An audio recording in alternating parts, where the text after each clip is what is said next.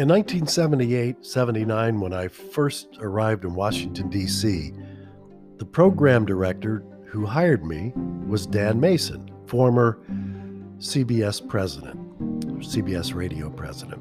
So at the time he said, Woodside, why don't you do something on UFOs? Because at the time, the National Enquirer was hot and some of these other rag magazines at the supermarkets, and they were all doing UFO this, UFO that, and their sales were going through the roof. And he said, hey, why don't you do something on UFOs? And I said, okay. So I got as many National Enquirers that I could, and I don't even remember the names of all of these rag magazines, but I got all of them together and picked out all of this stuff that looked really compelling, shortened it, compressed it, and created a series and put it on the air in Washington, D.C. And there were teasers made with our production director, Dave Fox. Listen every morning at 7:20 for new revelations on UFO material and secret documents just released through the Freedom of Information Act right here in Washington, D.C. And with that, I would give him a tease to record too, like you're not going to believe, proof of a dead alien. Listen tomorrow morning at 7:20 with Elliott and Woodside on WPGC. Well, we did it. And again, we're working out of this crap studio in Bladensburg, Maryland. Had no idea we had any listeners, but we were having some fun. And at the time, WPGC was the lowest rated radio station in Virginia, Maryland, and DC. So we had nothing to lose, right? So we went for it, and we weren't really trying to win ratings. We were just having fun. All of the manacles had been taken off the talent, and we were able to create and do whatever we wanted to. And we worked as a team, and that was the secret to our success, the same as it is in any type of business, especially sales. You know, you have a sales manager, a sales team. Hear the word team. When everybody is in unison, it works. There's magic. Magic always happens. Same with all sports teams. Anyway, I regress. So let me get back. Start doing these every single morning, doing a different story and a different story in these teases and teases. And I also was able to find some guy who was the president of the Mutual UFO Network called MUFON. I believe, if I recall, his name was Todd Zeckel. And he claimed to have documents from U.S. government agencies, secret documents and communications talking about sightings and spottings and findings of UFOs. And I said, oh, wow, I got to get him on the air. So I got him on the air, interviewed him. It was scary stuff. And I would read from the documents he showed me. Anyway, I made copies of all of his documents. He let me do that because they were from Freedom of Information. And he also had some other stuff about UFOs and aliens. And he had a picture. He had a picture of a dead alien. I believed it.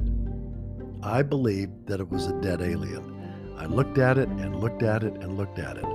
I got copies of that. I put everything in a safe.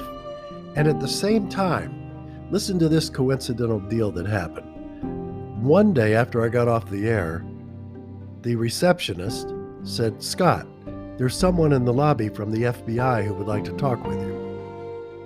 Well, a lot of the stuff in the UFO news stories that I put together, and I say news, quote unquote, a lot of it was probably what you're probably more used to hearing termed as fake news, right?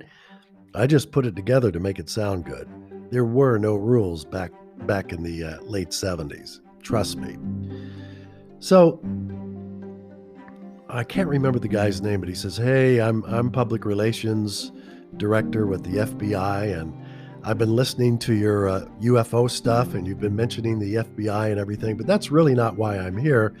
I understand you're new in the Washington, D.C. area, and people have been talking about the way you do news, etc. And I just wanted to use you as a contact and come out and meet you. And if you'd like, maybe we could have lunch.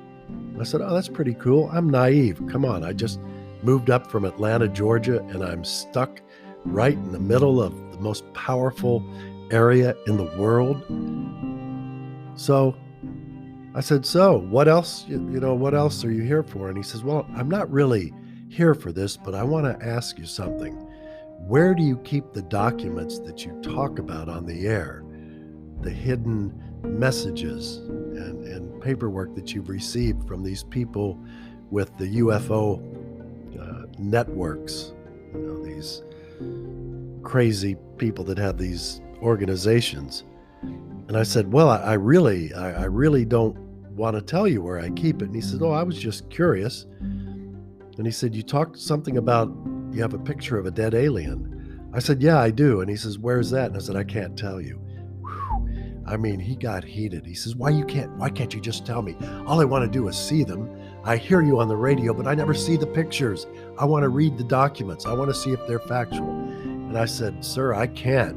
And he said, where are they? I said, they are locked up in an undisclosed location in a safe. And I will not and cannot tell you. And he said, okay, Scott, well, it was nice talking to you. Let's keep in touch and maybe we'll do lunch some other day. Well, a couple of days later, I was driving home. And I was living in a boarding house at the time because I had just moved up from Atlanta. I'm on a $28,000 a year salary. I don't have a pot to piss in or a window to throw it out. And I go over to the landlord's house to pay my rent. And they said, hey, Scott, guess what?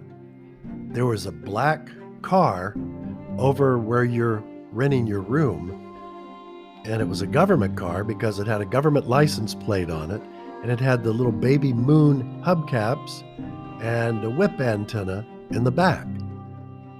And he said, we've been listening to your show. You think maybe that's the FBI or something? And I said, I don't know. So I called my partner, Jim Elliott, and I said, hey, Elliott. I had to go to a payphone, right? Because we didn't have cell phones. I said, hey, Elliott, this is what happened. I told him about the situation. He said, get some clothes out of your boarding house. You can come live with me. And we just won't tell anybody where you are. And he lived in Potomac, had a nice house. He'd been very successful in D.C. long before I came up there to work with him. So I stayed in his basement in a mother-in-law suite. But I was scared to death. So the next morning on the air, I said, hey, Elliott, we need to talk about what happened on the air and let our listeners know. Because if we use this platform to get this information out, everybody will have heard it. And I don't know if you know this, guys, and thanks for listening, by the way. In D.C., there are companies that record every audible word that is spoken on all of the radio and TV stations throughout the nation's capital. So they will have a written record of who's saying what. And all radio stations back then were required to record tape and to have it on file in case anybody wanted to compare it to transcriptions. I mean, scary stuff. And I said, so I want to put us on record as saying that I have a good feeling that the FBI was looking for me and looking for stuff. Anyway, I left out the most important part, I think. So when I went up to get my clothes to move to Elliott's in my little boarding house, one bedroom, all of my stuff had been ransacked. No, I didn't keep anything up there. All I did was sleep there, my goodness. Just waiting to sell the house in Atlanta and buy a nice house in the nation's capital and have a great career, right? So when I got on the air, I said, Elliott, I'm scared. I went over to the boarding house. I went to pay my rent. I found my apartment was totally ransacked, and my landlord said they saw a black, U.S. government car circling around and nosing around and talking to people. So I said that on the air, and I'll be damned if the FBI didn't back off. And I even called that guy gave me a card. I called the guy from the FBI. He did not exist. Did not exist. I'm sorry, there's no one here at the FBI by that name. And his business card said Communications Director FBI. So I don't know if it was an FBI agent or someone else trying to get information. Apparently, whatever I did on the air, I stirred up the monkeys, as we would say, and I hit a nerve. So we talked about all of it on the air, and it got real quiet and nobody bugged us again. But I'll tell you, it was very scary back in those days because here's the thing. When you're doing a morning radio show in the nation's capital, you have no earthly idea who the hell's listening to your show. And where we were, we had no idea anybody was listening anyway. But those UFO stories and the magic chemistry of the Elliott and Woodside show combined skyrocketed the radio station's ratings up to, if my memory serves me correctly, I believe we went from worst to first to number one morning show in Washington, D.C. Good Lord. And guess what we got for the ratings? Well, we got an increase in our salary. It went from $28,000 to, I believe it was $65,000, which was one hell of a jump back then. I said, oh, wow. And remember the owners of the radio station at the time, the owner was Dick Marriott of the Marriott Corporation, and his good friend and the president of First Media Corporation, which owned WPGC, Glenn Potter. For our great rating success, they gave us a Sony Trinitron TV, 19-inch. Beautiful picture.